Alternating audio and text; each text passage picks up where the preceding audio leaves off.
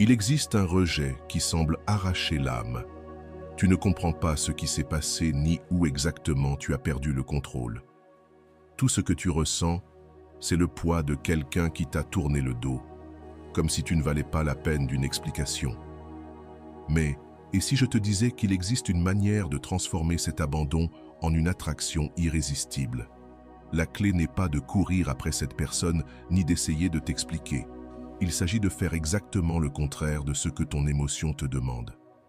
Le stoïcisme enseigne que la véritable force naît dans le silence, et c'est ce silence bien utilisé qui commence à agir pour toi. Sans message, sans exigence, juste une présence intérieure. Dans cette vidéo, tu découvriras comment faire en sorte que la personne qui t'a rejeté commence à te manquer et revienne vers toi. Et le meilleur dans tout ça, c'est que tu n'auras pas besoin de te perdre toi-même. Quand quelqu'un te rejette, la douleur ne vient pas seulement de la fin de la relation. Elle provient de la rupture, d'un reflet émotionnel. Tu t'attendais à être choisi, à être bien accueilli, et soudain, tout ce qui était chaleur se transforme en distance. Le rejet réveille de vieilles peurs, la peur de ne pas être assez, la peur de la solitude, la peur de ne plus être rappelé. Et alors naît le réflexe le plus commun et le plus destructeur, courir après. C'est un mouvement presque automatique.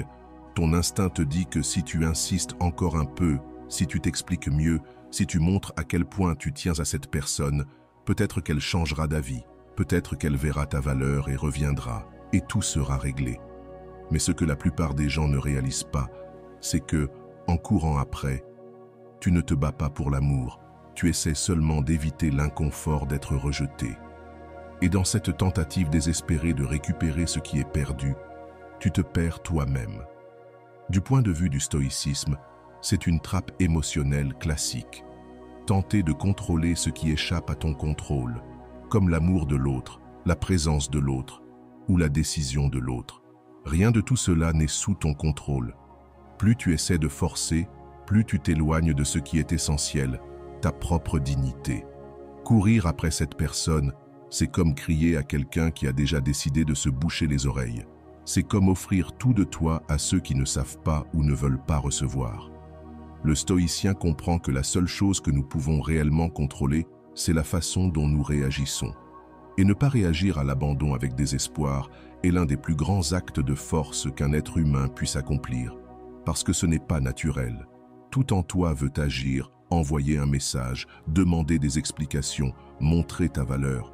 Mais si tu fais ça, tu perds l'opportunité la plus puissante de changer le cours des événements, l'absence avec intention. L'absence, quand elle vient d'un lieu de respect de soi, a un poids que les mots n'ont pas.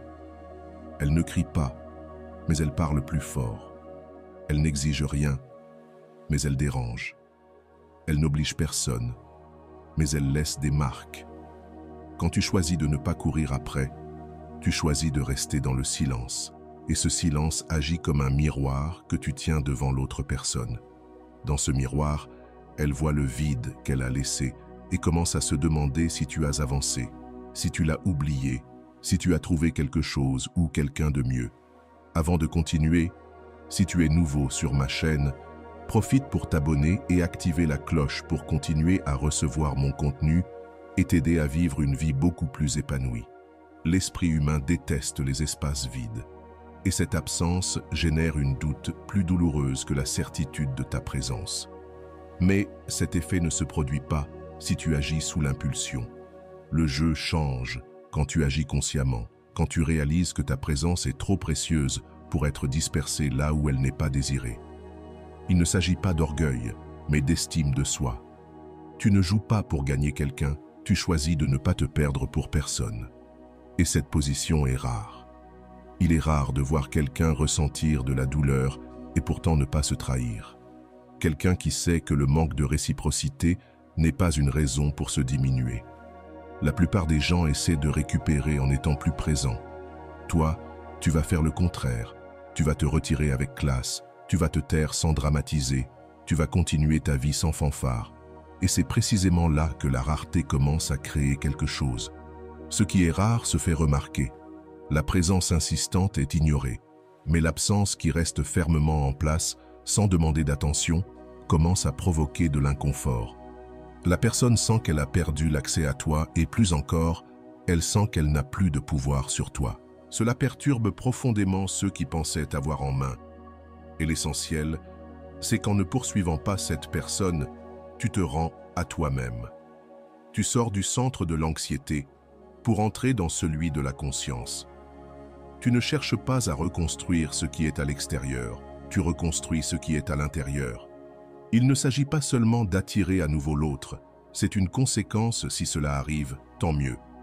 Sinon, tu seras déjà dans un endroit beaucoup plus intégré, et le retour de cette personne ne sera plus une nécessité, mais une décision consciente. La poursuite, en revanche, est une négociation avec désespoir. C'est là que tu te regardes dans le miroir et que tu dis « Je ne suis pas suffisant. J'ai besoin d'être accepté par ceux qui m'ont rejeté. » Cette posture devient addictive. Chaque fois qu'on te rejette et que tu cours après, tu renforces en toi l'idée que l'autre a plus de valeur que toi. Et chaque fois que cette tentative échoue, tu t'effondres un peu plus. Ton identité commence à se fragiliser. Tu commences à te voir à travers les yeux de ceux qui ne te voulaient pas. Mais quand tu laisses tout tomber, que tu respires et que tu choisis de te retirer, quelque chose en toi commence à se réorganiser. Tu ressens la douleur, bien sûr, mais tu ne te laisses pas emporter par elle. Tu ressens l'absence, mais tu comprends que cette carence ne te définit pas. Tu ressens des doutes, mais tu choisis de faire confiance au temps, au silence et surtout à toi-même. Et cette décision silencieuse, intime, presque invisible, a un impact énorme. C'est à partir de ce moment que tu commences à te reconstruire, et cette reconstruction a des effets puissants. L'un d'eux est que ceux qui t'ont rejeté commencent à ressentir ton absence d'une manière différente. Avant, il leur était confortable de t'ignorer, mais maintenant, il y a de l'inconfort, un écho, un espace vide. Tu n'es plus prévisible. Ce qui n'est plus garanti devient intéressant pour l'esprit humain. La curiosité commence à croître. Le silence commence à générer des questions. Et sans que tu dises un mot, sans rien demander, tu recommences à occuper un espace, mais cette fois, grâce à ton silence et ta force, et non à ton insistance. Mais regarde, le stoïcisme ne t'invite pas à utiliser cela comme une stratégie de manipulation. Ce n'est pas un tour pour faire revenir l'autre. C'est avant tout un chemin de guérison personnelle, un processus de reconnexion avec ta propre valeur. La beauté de cela, c'est que lorsque tu te tournes vraiment vers l'intérieur, lorsque tu te reconstruis véritablement, le retour de l'autre n'est plus une condition pour ton bonheur. Tu comprends que ce qui semblait une perte était en réalité une libération. Ce qui semblait être la fin était en fait le début de son tournant émotionnel. Et puis, si par hasard l'autre revient, il ne trouvera pas la même personne. Il trouvera quelqu'un de plus complet, de plus serein, plus conscient de sa propre valeur. Et la décision d'accepter ou non ce retour sera sienne, non par orgueil, mais par clarté. Tu évalueras si cette présence s'ajoute à ta vie ou si elle ne fait que répéter de vieux schémas. Et c'est ça, la liberté. Alors, ne cours pas après lui. Pas parce que tu ne ressens rien, mais parce que tu ressens tellement que tu choisis de ne pas te jeter au sol pour ceux qui n'ont pas eu le courage de rester. La douleur du rejet ne doit pas être guérie par plus d'exposition. Il faut y faire face avec le silence, la fermeté et la présence intérieure. Le stoïcien ne mendie pas.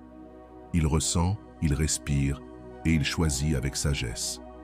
Le rejet ne définit pas qui tu es. Sa réaction, si. Et quand ta réaction n'est pas la colère, tu ne protèges pas seulement ta dignité. Tu allumes dans l'autre une flamme de doute qui peut se transformer en regret. Et lorsque cela se produit, quand tu tiens bon et que l'autre revient, tu n'es plus au même endroit qu'auparavant. Tu as grandi, vous vous êtes respecté, tu t'es transformé. Voilà ce qui change tout. Les mots qui nous échappent avant d'être digérés sont comme une sirène interne qui se met à crier, exigeant que tu réagisses, que tu dises quelque chose, que tu fasses quelque chose, que tu reprennes le contrôle. Mais c'est là que réside l'erreur. C'est précisément dans ce moment, juste quand tout en toi crie d'urgence, que tu as le plus besoin d'un instant de repos. Contrôler sa réaction est peut-être la compétence émotionnelle la plus sous-estimée qui existe. Il est facile d'agir quand on est calme. Le véritable défi commence lorsque tu es dérangé, ignoré ou blessé. La réaction instinctive n'est souvent pas un acte de force, mais un reflet de la douleur. Et cette douleur, lorsqu'elle n'est pas filtrée, devient des attitudes qui ne servent qu'à t'éloigner encore plus de ce que tu veux. Au moment du rejet, ce que tu fais définit ce qui viendra après.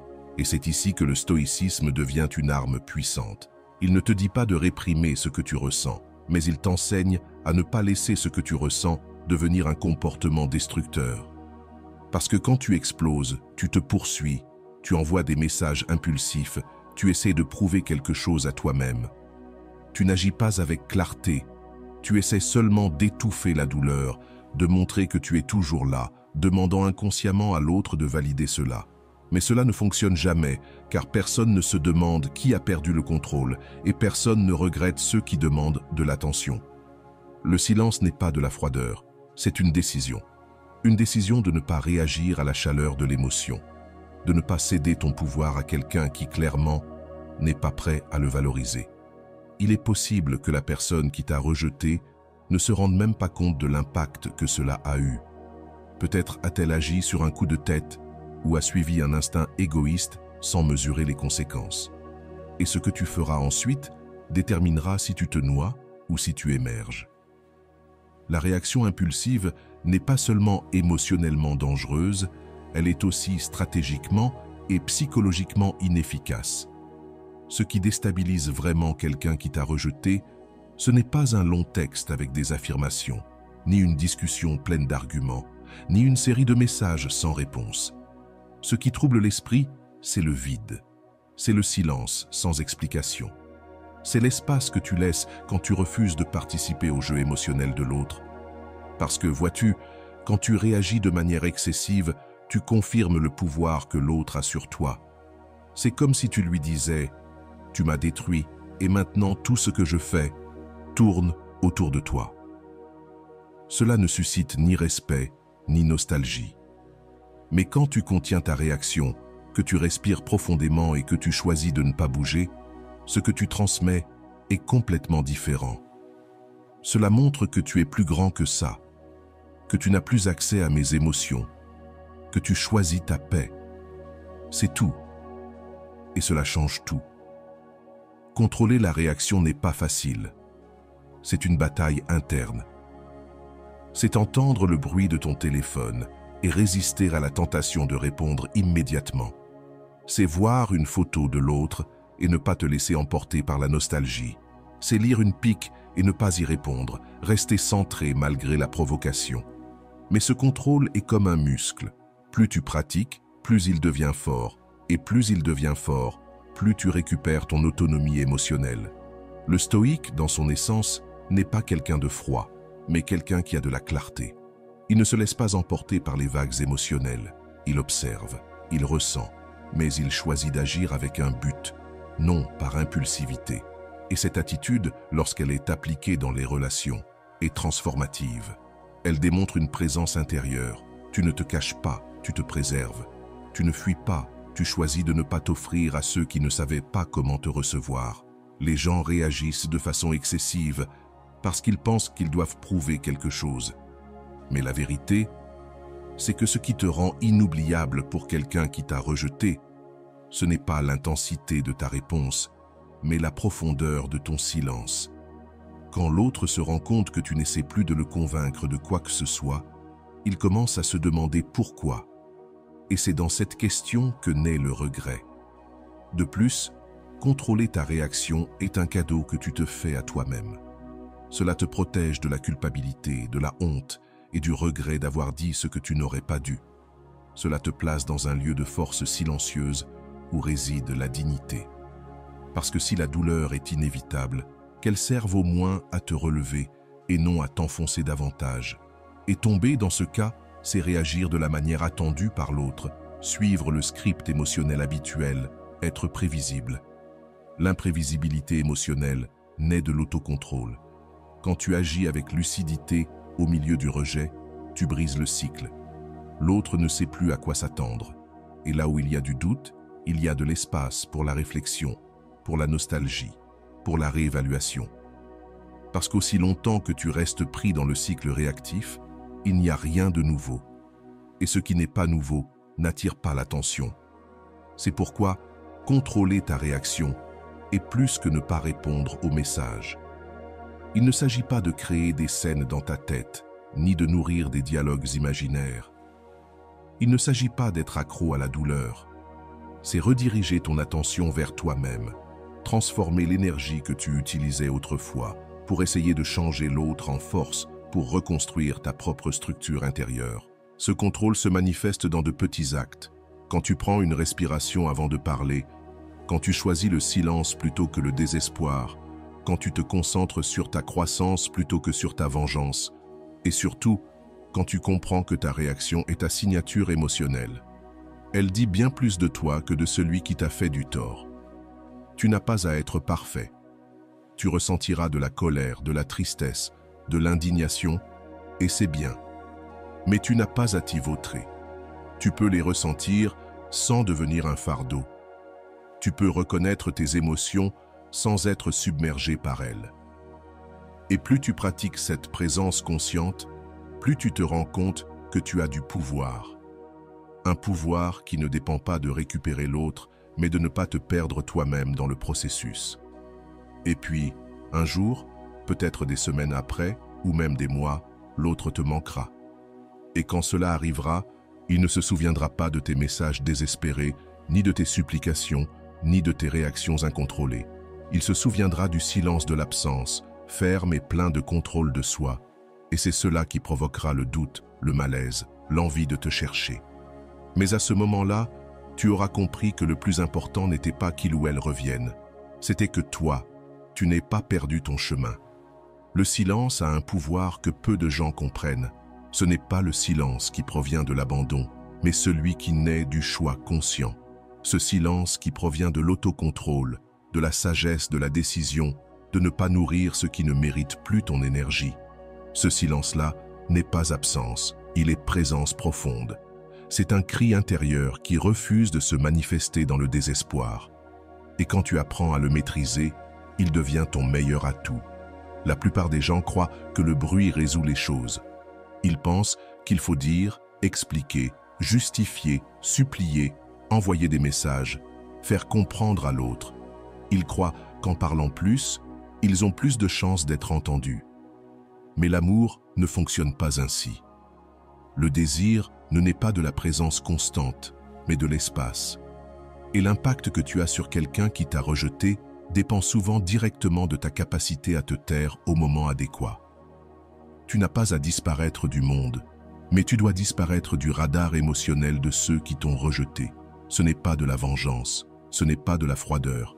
C'est une décision ferme de ne pas nourrir la même dynamique qui t'a fait mal. Parce que chaque message que tu envoies, chaque pic que tu publies, chaque tentative de paraître bien ou meilleur est une réaction qui révèle un besoin. C'est une façon de dire « j'ai encore besoin que tu me vois ». Et cette demande déguisée d'attention vide efface ta présence, le véritable silence. Cela commence à l'intérieur. Il ne s'agit pas seulement de ne pas parler à l'autre, mais de cesser de nourrir des pensées à son sujet. Il s'agit de cesser de créer des dialogues dans notre esprit, de cesser de chercher des signes, des indices, des réponses. C'est le silence intérieur qui est nécessaire. Ce silence est peut-être la partie la plus difficile, car l'esprit a été conditionné à chercher ce qu'il a perdu, à essayer de comprendre, à prédire. Mais la liberté naît lorsque tu arrêtes de vouloir tout comprendre et que tu commences à accepter les choses telles qu'elles sont. Maîtriser le silence, c'est savoir que tu n'as pas besoin de mots pour être souvenu. Parfois, ton absence peut être plus frappante que n'importe quel discours. Ce n'est pas l'explication qui crée la nostalgie, mais le vide bien placé. Ce vide existe dans l'intervalle entre ce qui a été et ce qui aurait pu être. Et ce vide n'existe que lorsque tu arrêtes de le remplir avec des tentatives incessantes. Si vous êtes arrivé jusque-là, écrivez en commentaire « Moi aussi, je mérite d'être aimé. Dans le stoïcisme, le silence n'est pas de la lâcheté, mais la prise de conscience qu'il n'a aucun sens de discuter avec quelqu'un d'indifférent. C'est sage de se rendre compte que certaines batailles ne se gagnent pas en attaquant, mais en se retirant. Et ce retrait n'est pas une fuite, il est stratégique. Ce n'est pas pour manipuler l'autre, mais pour te protéger, te préserver, te prioriser. C'est un type de retrait qui n'est pas un échec, mais un mouvement vers toi-même. Celui qui t'a rejeté, à un niveau quelconque, attendait ta réaction. Il attendait ton message, ton drame, ton insistance. Mais lorsque tu offres le contraire, quelque chose se brise. Le contrôle change de main. Ce qui était prévisible devient étrange, et ce qui était certain devient un doute. Et c'est là que le jeu change, non pas parce que tu as fait quelque chose de fou, mais parce que tu as eu le courage de ne rien faire. C'est étrange à dire à voix haute. Ne rien faire, c'est faire tout ce qu'il faut. Mais quand il s'agit de l'impact émotionnel, c'est une vérité puissante. Le silence nous dérange, il soulève des questions, génère de la tension. Et cette tension est essentielle pour que l'autre commence à réfléchir. Si tu t'expliques tout le temps, tu soulages le malaise de l'autre. Mais quand tu te tais, le malaise grandit. Et c'est là que naît la conscience. Le silence te redonne ton pouvoir.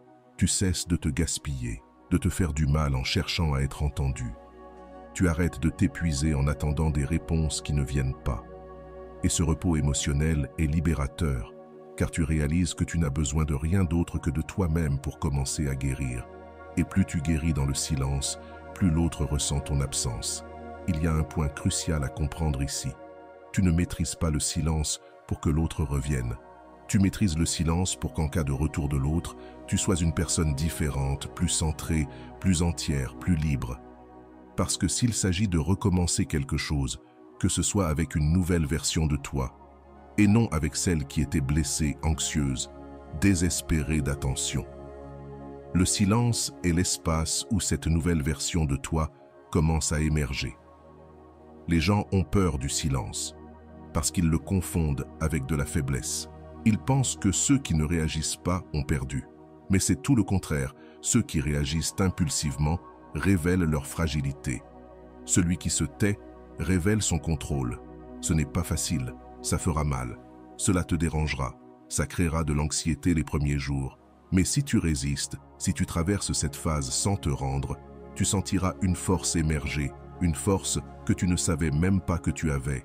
Alors, peu à peu, l'autre commencera à le ressentir. Il se rendra compte qu'il a perdu l'accès à toi. Il sentira qu'il ne te touche plus de la même manière, qu'il ne reçoit plus tes réponses émotionnelles comme avant. Et ce changement est puissant, car l'esprit humain est poussé par le besoin de contrôle. Lorsqu'il réalise qu'il a perdu ce contrôle, il cherchera à le récupérer. Et tu verras des signes subtils. Un j'aime inattendu, un message aléatoire, une approche timide. À ce moment-là, tu devras faire un choix. Mais comme tu le vois, tu n'attends pas tranquillement que cela se produise. Tu te tais, car tu as compris que ta valeur ne dépend plus de la réaction de l'autre. Tu n'as plus besoin qu'on se souvienne de toi pour te sentir important. L'absence de l'autre n'enlève rien à sa présence dans ce monde. Et tu n'as plus besoin de prouver quoi que ce soit à personne. Le silence, lorsqu'il vient d'un endroit de haute estime de soi, est transformateur. Il guérit, fortifie, réorganise, et surtout, il te montre qu'au moment où tu étais là, à essayer d'être écouté, ce dont tu avais le plus besoin, c'était d'écouter toi-même. Lorsque tu suppliais pour de l'attention, ce qui manquait le plus, c'était que tu prêtes attention à toi-même. Le cri ne se résout pas lorsque l'âme est épuisée. Et lorsque tu maîtrises le silence, non seulement tu te protèges, mais tu renais. Tu apprends à dire par l'absence ce que la présence ne pouvait pas exprimer. Tu montres, sans prononcer un mot, que ta valeur ne diminue pas parce que quelqu'un ne l'a pas reconnue. C'est tout. Personne ne peut ignorer cela pendant longtemps.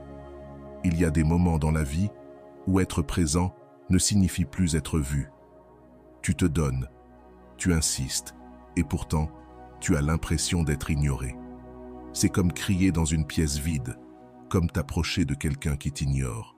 Et pourtant, la plupart des gens restent là, se faisant présents, croyant qu'un jour l'autre se rendra compte.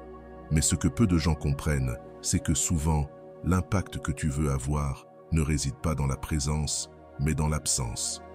Montrer ton absence n'est pas disparaître par vengeance. Ce n'est pas donner un silence dans l'espoir d'une réaction immédiate. C'est bien plus profond que ça. C'est retirer ton énergie de là où elle n'est pas appréciée. C'est t'éloigner avec dignité. C'est laisser l'espace que tu occupais parler pour toi. Tout ce que les mots ne peuvent plus atteindre. L'esprit humain s'habitue rapidement à la présence constante. Même après un rejet, ta présence devient le fond sonore. Elle perd de sa valeur, elle devient du bruit. Ce n'est qu'un autre son qui ne capte plus l'attention. Mais lorsque tu prends du recul, véritablement, calmement, avec conviction, un vide commence à se former. Au début, il est peut-être imperceptible, mais au fil du temps, cette absence commence à déranger, à faire mal, à appeler. Pourquoi cela se produit-il?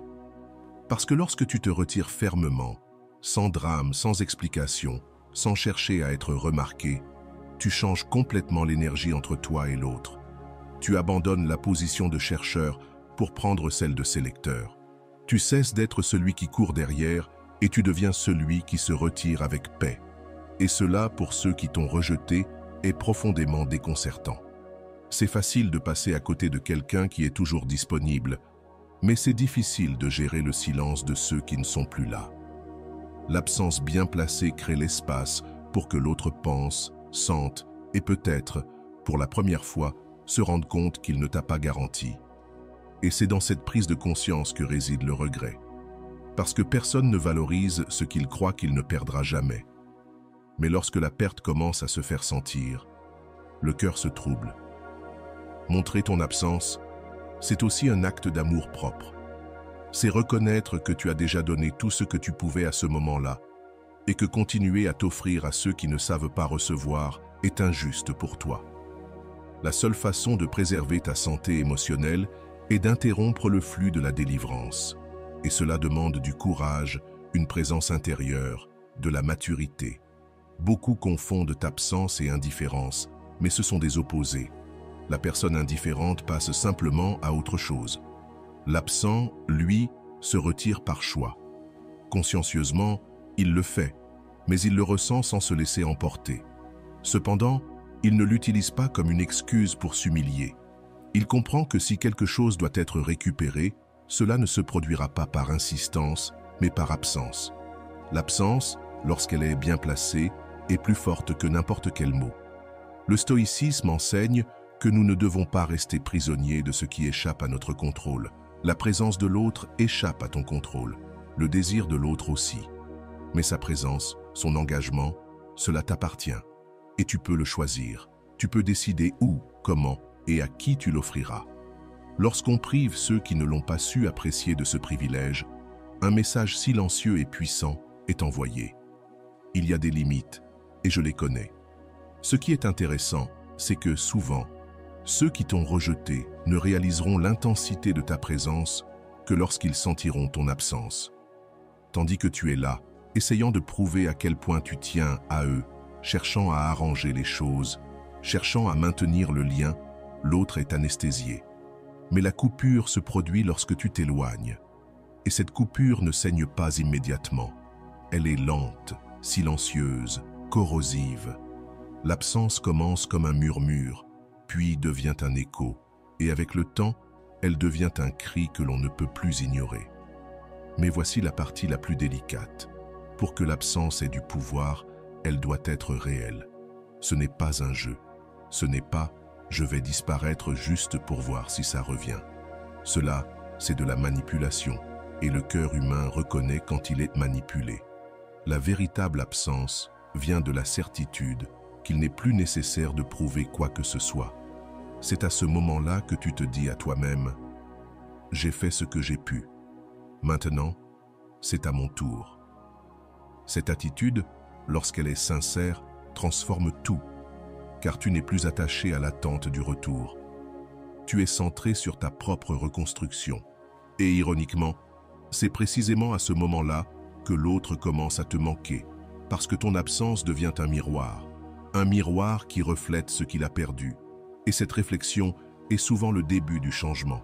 Le plus difficile, peut-être, est de maintenir cette absence face aux tentations.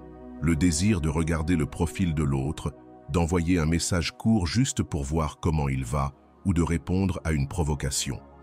Mais chaque fois que tu tiens bon, tu t'assures que cette absence n'est pas un châtiment, mais un soin pour ta santé mentale, ton estime de toi, ta paix intérieure. Et peu à peu, quelque chose change en toi. L'espace qui était auparavant occupé par l'anxiété commence à se remplir de présence intérieure. Tu commences à t'écouter davantage, à te comprendre, à te renforcer. Et tu te rends compte que tu n'as besoin de personne pour te sentir complet. L'absence était en réalité le commencement de ta plus grande présence. Montrer ton absence, c'est aussi une invitation pour l'autre, une invitation à réfléchir, à repenser, à revoir. Mais cette invitation n'est efficace que lorsque tu ne cherches plus à ce qu'il l'accepte. Tu t'éloignes. Et si l'autre a une certaine maturité émotionnelle, il le comprendra. Sinon, tu t'es libéré d'un cycle qui ne t'aurait jamais apporté la paix. Dans les deux cas, tu gagnes. Au fond, ce sont ceux qui ont peur de l'absence qui n'ont pas encore découvert la puissance du silence. Ceux qui pensent qu'ils doivent être présents tout le temps sont ceux qui ne comprennent pas encore la valeur d'être manqués. Parce que le véritable amour ne se maintient pas par insistance, il se révèle dans son absence. Et celui qui ressent vraiment l'amour reviendra, mais seulement lorsqu'il réalisera qu'il ne peut plus accéder à ce qu'il avait toujours eu gratuitement. Alors, montre ton absence, mais pas comme une stratégie. Fais-le comme le reflet de ton choix de ne pas rester là où tu n'es pas vu. Ce n'est pas un châtiment, c'est un acte de respect pour tout ce que tu es. Et si un jour cette absence devient insupportable pour ceux qui t'ont rejeté, qu'ils reviennent, mais qu'ils le fassent par choix, pas par besoin. Parce que tu n'attendras plus. Tu vis pleinement, sereinement, et enfin en paix avec ta propre présence.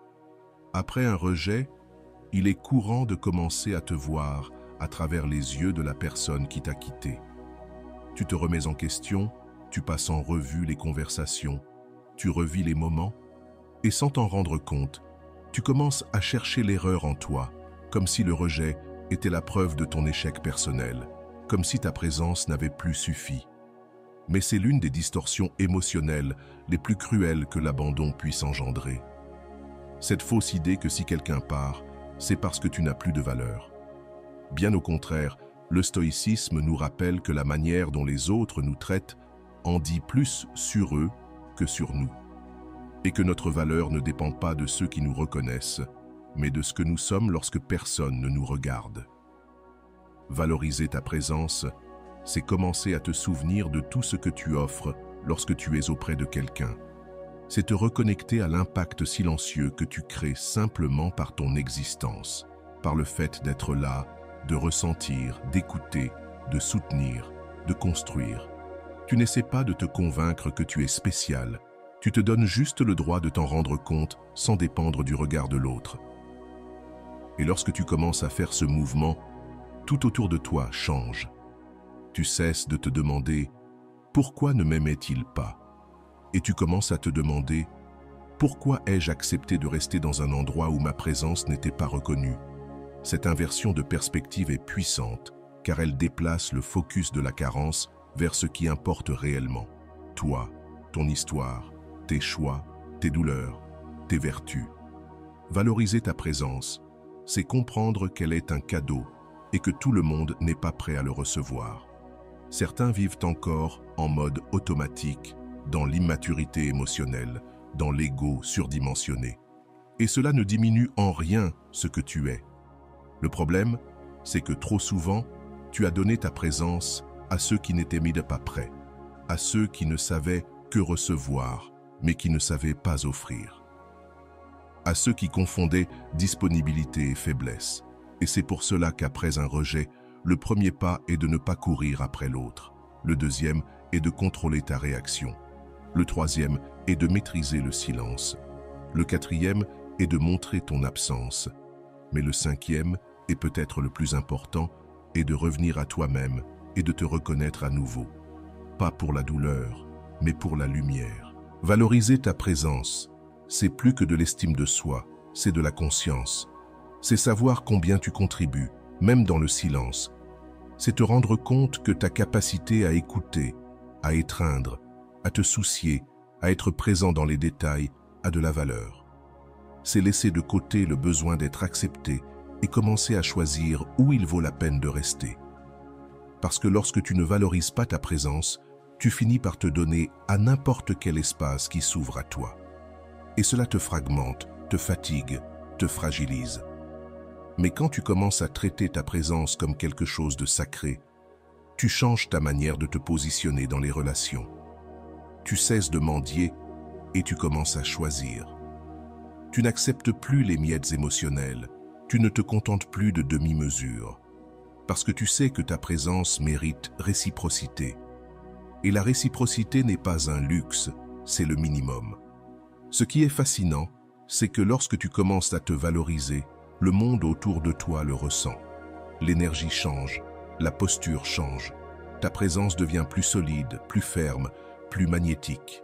Et alors, ceux qui t'ont rejeté commencent à sentir ce changement, à distance, non pas parce que tu as fait une scène, mais simplement parce que tu as cessé de t'annuler. Et cette nouvelle vibration dérange, attire et parfois même agace. Tu ne cherches plus à prouver quoi que ce soit, et cet être devient tellement rare à une époque où tant de personnes ont besoin des autres qu'il devient irrésistible. Celui qui t'a perdu commence à le ressentir, non pas à cause de l'absence, mais en raison de la présence qui se refuse désormais à être gaspillée. Ceux qui ne t'ont pas su reconnaître commencent à se demander ce qu'ils ont perdu, car ton énergie n'est plus là, à orbiter autour de l'autre. Elle est revenue au centre, pour toi. Et attention, cela n'a rien à voir avec de l'arrogance, c'est de la clarté, de l'équilibre émotionnel, c'est la maturité. C'est toi qui assumes enfin le rôle de protagoniste de ta propre vie, en cessant de dépendre de l'approbation des autres comme mesure de ta valeur. C'est fini. Le temps où tu mendiais des espaces qui ne te soutiennent plus. Tu n'as plus besoin de diminuer ton énergie pour t'adapter à des relations superficielles. Valoriser ta présence, c'est aussi accepter que tout le monde ne te verra pas. Et cela, ce n'est pas un problème. Ce n'est pas ton travail de convaincre les autres de ce que tu mérites. Ton travail, c'est d'agir de façon à ce que ta vie elle-même chasse ce qui n'est pas pour toi et fasse ressortir ce qui est réellement fait pour toi. Parfois, cela nécessite de la solitude. La solitude est souvent le prix à payer pour l'intégrité, car ceux qui se valorisent vraiment préfèrent être seuls que mal accompagnés. Ils préfèrent attendre patiemment que se vendre à bas prix, préfèrent préserver leur dignité plutôt que de négocier leur essence. Et ce type d'attitude ne fait pas seulement monter ton énergie, il sélectionne sans effort qui entre et qui sort de ta vie. Au moment où tu commences à considérer ta présence comme un cadeau, tu changes la donne, car tu n'es plus là par nécessité, mais par choix. Et c'est ce qui déstabilise le plus ceux qui t'ont rejeté. Cette personne comptait en réalité sur ta dépendance, sur ta fragilité, sur ta nécessité d'être vue. Mais maintenant, face à quelqu'un qui est suffisant par lui-même, qui se reconstruit, qui se met en priorité, elle ne sait plus comment agir. Et ironiquement, c'est à ce moment précis que l'esprit de l'autre commence à se remuer. Il commence à se souvenir des moments où tu étais là, entier, disponible, vulnérable. Il commence à réaliser qu'il a perdu quelque chose qui peut-être ne reviendra pas. Et ce sentiment est dévastateur pour ceux qui un jour ont cru qu'ils t'auraient pour toujours. Tout à coup, tu deviens quelque chose de rare, pas par ton absence, mais par la nouvelle présence que tu incarnes. Celui qui ne se force pas, qui ne supplie pas, qui ne traîne pas, mais qui simplement est. Valoriser ta présence, c'est l'ultime étape du changement, car tu n'es plus dépendant du retour de l'autre. Si cela revient, tant mieux. Sinon, tu as appris à prendre soin de toi. Tu as appris à te choisir toi-même et tu as compris que la plus grande erreur qu'on puisse faire dans une relation, c'est de s'oublier soi-même pour essayer de sauver l'autre. Maintenant, quiconque souhaite marcher à tes côtés devra le mériter. Pas par arrogance, mais par respect. respect pour le chemin que tu as parcouru, pour la douleur que tu as traversée, pour la conscience que tu as construite. Et ça ne se négocie plus. Et si tu as senti que cette vidéo a parlé à ton âme plus que n'importe quel autre message, alors abonne-toi à la chaîne, car ceci n'est que le début de ton changement. Si vous voulez une autre vidéo sur ce sujet, écrivez en commentaire « J'en veux encore plus ». J'espère vous revoir dans une autre vidéo. Merci pour ton temps, prends soin de toi et à bientôt.